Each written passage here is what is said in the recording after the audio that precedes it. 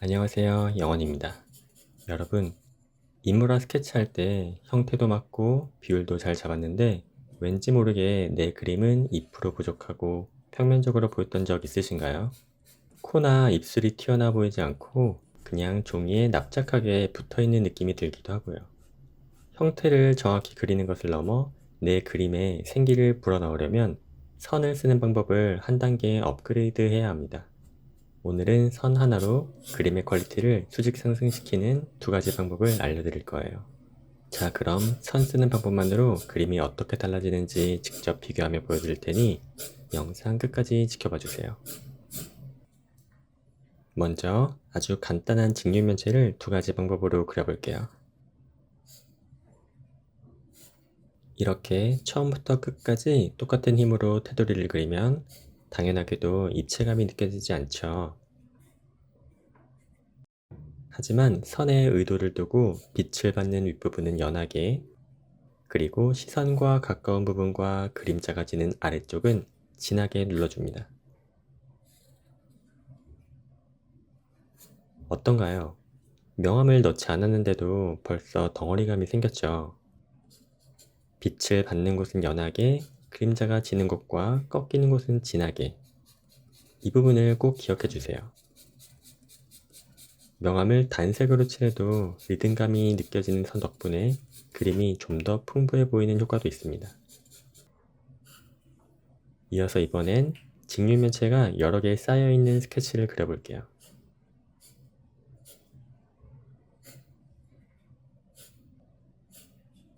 흰 종이 위에 바로 선의 강약 조절을 하면서 선을 쓰는 게 어려운 분들은 이렇게 먼저 일정한 힘으로 스케치를 그린 후에 빛과 그림자 위치를 천천히 생각해 보면서 선을 덧그려도 괜찮습니다. 면이 맞닿아 있는 부분에 그림자가 생길 테고 약간 공간이 있는 부분은 더 두꺼운 선으로 공간을 생각하면서 표현해 주는 거예요. 점이 모여 선이 되고 선이 모여서 면이 되듯이 선이 아닌 조금 얇은 면을 그려준다는 느낌으로 생각하시면 됩니다. 일정한 두께가 아니라 맺히고 풀어주는 느낌으로 리듬감 있게 그어줍니다. 이렇게 선의 강약을 조절하며 의도적으로 쓸 수 있게 되면 단순한 도형을 그려도 그림이 풍부해 보이게 될 거예요.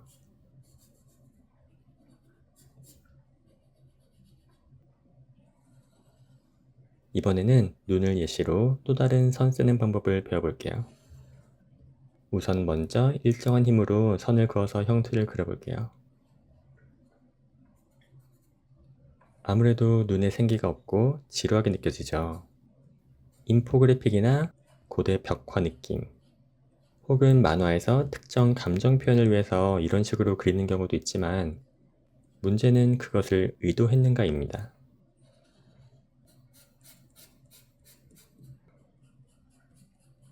이번에는 선의 강약 조절과 추가로 선의 생략을 통해 전문가처럼 선을 쓰는 방법을 알려드릴게요. 먼저 눈 안쪽 깊은 곳은 그림자가 많이 생기기 때문에 두꺼운 선을 겹쳐 그려주고 눈 바깥쪽으로 갈수록 선을 풀어줘서 강약 조절을 해줄게요. 눈썹 두세 가닥을 한 덩어리로 모이게 그려주면 마치 마스카라로 정리해준 것처럼 정돈되고 이뻐 보입니다. 그리고 저 같은 경우엔 아랫 눈꺼풀의 경계선은 거의 그리지 않습니다. 이 부분을 진한 선으로 막아버리면 그림이 너무 답답해 보이더라고요. 대신 아래쪽 속눈썹을 일정한 간격을 두고 그려줌으로써 마치 외곽선이 있는 것처럼 보이게 되고 좀 더 산뜻하고 반짝반짝한 느낌을 주게 됩니다. 눈동자의 경우도 위에서 아래쪽으로 힘을 빼면서 칠해주면 빛이 통과하는 느낌이 납니다. 눈동자의 아래쪽 외곽 라인도 의도적으로 생략해서 눈이 반짝이는 느낌을 더 살려주었어요. 자, 그럼 지금까지 배운 원리를 우리가 제일 어려워하는 인물화에도 적용해 볼게요. 인물은 직선이 없고 미묘한 곡선과 질감으로 이루어져 있어서 기본 도형보다 훨씬 까다롭습니다. 이번에도 비교를 위해서 같은 자료 사진을 보면서 두 번 스케치를 해볼 거예요. 왼쪽 그림은 일정한 힘으로 선을 긋고 오른쪽 그림은 좀 전에 배운 힘 조절과 의도적으로 선 사이에 여백을 두면서 다양한 선을 사용해 보았습니다. 오랫동안 그림을 그려오면서 몸에 배인 습관 때문에 일정한 힘으로만 선을 긋는 게 쉽지는 않더라고요. 오늘 영상에서는 확실한 비교를 위해서 일정한 두께의 선화를 그렸지만 아마 짧은 선이나 털선으로 그림을 그리시고 계시는 분들도 많을 거라고 생각해요. 어느 정도 그림을 연습해서 형태는 웬만큼 그리실 수 있게 되었다면 그림 실력을 한 단계 업그레이드하기 위해서는 선 연습도 따로 해주시는 것이 좋습니다. 사진을 보면서 자신만의 선을 만들어 간다는 것이 생각처럼 쉽지는 않아서 처음엔 사진이 아니라 본인이 닮고 싶은 작가의 그림을 보면서 어떤 방식으로 선을 쓰는지 그대로 따라해보는 것도 큰 도움이 됩니다.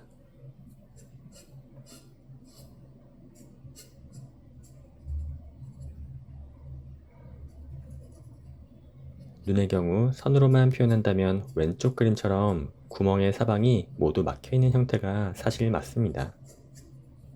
그래서 고대 벽화에서도 그런 식으로 표현했을 거라고 생각해요. 하지만 시대가 흐르고 여러 예술가들을 통해 유행이나 표현 방법이 변해오면서 우리의 눈도 그림을 인식하고 소비하는 방법이 많이 변해왔죠.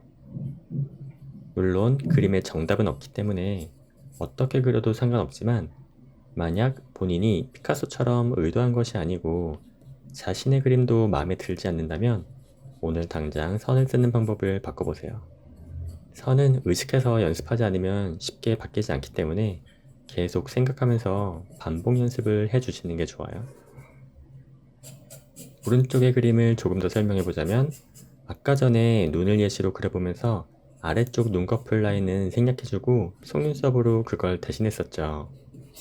입술의 경우도 눈처럼 구멍이 뚫려 있는 형태인데 마찬가지로 빛을 가장 많이 받는 아랫입술의 중간 부분을 열어줘서 답답한 느낌을 덜어주었습니다.